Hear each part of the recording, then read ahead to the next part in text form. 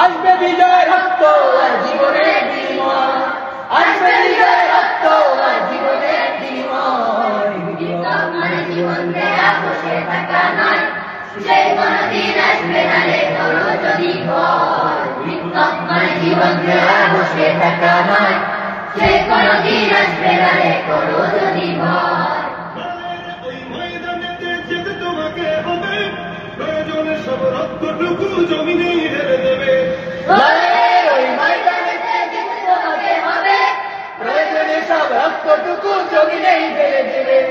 তবুও তোমায় লড়তেই হবে, মানবে না পরাজয়।